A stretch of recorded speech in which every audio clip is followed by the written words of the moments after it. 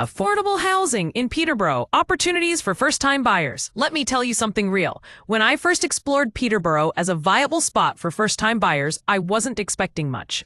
Honestly, I thought, well, probably another oversold commuter town. But nope. Turns out this city is full of surprises. You see, Peterborough's one of those places people often overlook because it's not screaming from the rooftops like Manchester or Brighton. But that's exactly why it's a gold mine. Quietly, over the past few years, it's been building, literally and metaphorically, its appeal. So, what's going on in Peterborough right now?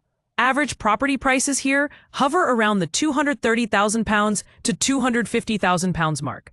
And that's for a decent two-bed house in a good area. Compare that with anything inside the M25, and you'll understand why buyers from London are hopping on the train and landing in Peterborough. It's only 50 minutes to King's Cross. That's less time than it takes to cross London on the Central Line. Now here's the good bit. The number of first-time buyer schemes available in Peterborough is borderline generous. From shared ownership to the occasional discounted market sale, it's like the city wants you to get on the ladder. I had a client, 26, primary school teacher, single income.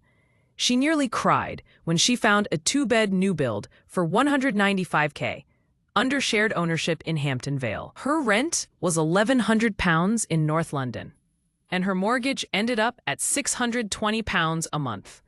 Game changer. Neighborhood breakdown. My totally subjective opinions. Hampton, Hargate, and Vale. Loads of modern builds. Family-friendly. A bit cookie-cutter, but hey, that's stability for you. Schools are good, parks are everywhere. Warrington, more traditional housing stock. Some cracking 70s semis that just need a kitchen update and bam, value added. Fletton and Woodston, closer to town.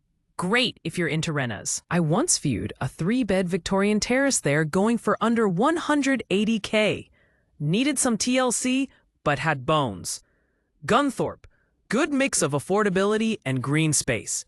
Young couples love it. And don't forget the regeneration buzz. The council's been working on that city center revamp for years, and it's finally kicking into gear. Queensgate Shopping Center is getting a makeover, and developers are eyeing up old office spaces for conversions. Know what that means? Jobs plus lifestyle upgrades equals rising demand. But here's the kicker. It's not too late to get in.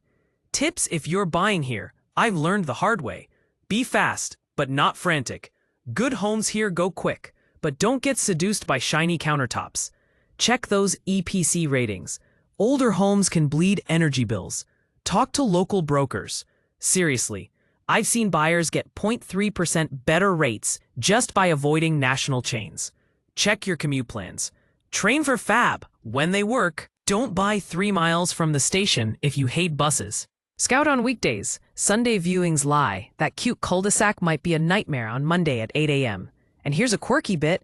I met a young couple from Cambridge. Yes, Cambridge, who moved to Peterborough and bought a 3-bed semi with a garden and a garage for what they'd have paid for a 1-bed flat back home. They're now flipping it.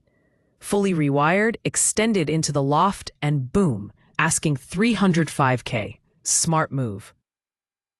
Look, if someone told me 10 years ago I'd be recommending Peterborough as a hotspot for first-timers, I'd have laughed. But the reality today? It's affordable, it's growing, and it's yours for the taking. So, what are you waiting for?